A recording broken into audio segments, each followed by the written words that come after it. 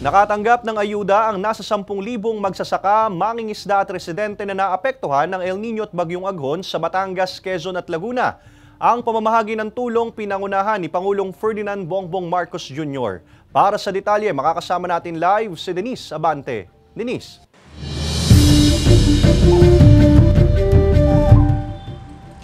Tulong at pasasalamat daw ng gobyerno sa mga magsasaka at mangingisda ang ipinamahaging 10,000 pisong ayuda at mga makinarya. 10,000 mga magsasaka, mangingisda at mga pamilya mula sa 6 na distrito ng lalawigan ng Batangas ang nagtipon-tipon upang tumanggap ng 10,000 cash assistance mula sa DSWD. Sa ilalim yan ang Presidential Assistance for Farmers, Fisherfolks and Families kung saan ang mga benepisyaryo ay mga lubhang naapektuhan ng nagdaang El Niño. Ipinamahagi rin ang 15 motorized fiber boats sa lalawigan ng Batangas at Quezon, tig-isang 62-footer motorized bangka, tig-5 fish cages sa dalawang lalawigan at mga fishing gear sa 25 beneficiaries sa Batangas. Kabilang na rin ang mga pananim, punla at mga kagamitan sa pagsasaka gaya ng harvester, dryer at iba pang makinarya. Ang mga tulong na to ay aabot ng 119 million pesos ang halaga para dito sa Batangas.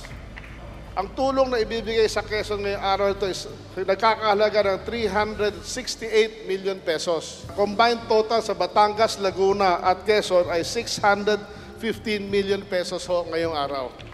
Base sa aming huling datos, nagkakahalaga ng 408 milyong piso ang nawala sa sektor ng agrikultura dito sa inyong rehiyon, sanhi ng matinding tagtuyot.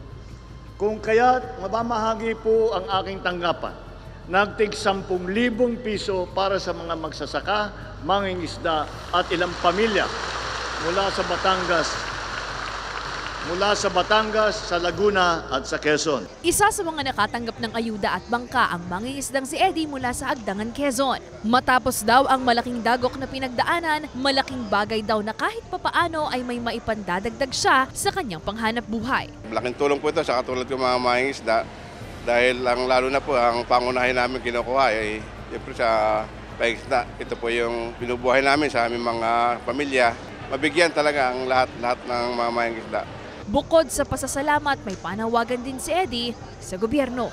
Sana mabigyan din ng pansin ang mga illegalista na talagang yun din po yung umuubos na ating mga isda sa ating karagatan. Ang presidente ng Samahan ng mga Magsasaka sa San Juan, Batangas na si Mang Marcelo, malaki rin ang pasasalamat sa mga natanggap. Napapabilis namin ang pag-aani ng aming mga palay, especially nung natag-ulan.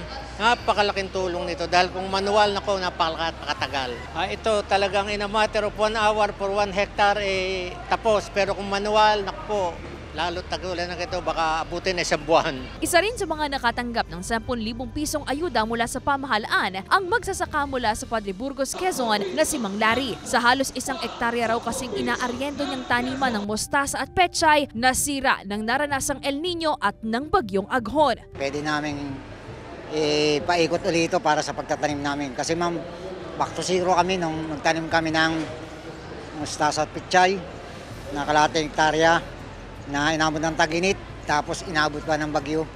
Kaya kahit katiting di kami nakatikim. May babala naman ang DSWD sa mga opisyal na magtatangkang kumuha ng porsyento o bumahagi sa natanggap na ayuda ng mga benepisyaryo. Walang may karapatan, walang may kapangyarihan na bawasan yan kahit na nasa gobyerno pa sila. Nakasuhan natin yung mga barangay officials at ngayon iniimbestigahan na ng ombudsman. Agad naman daw magsasagawa ng investigasyon ng DSWD sakaling may maiiulat na opisyal ng gobyernong kumuha o bumahagi ng porsyento sa ayuda na labag sa loob ng benepisyaryo. Maraming salamat, Denise Abante.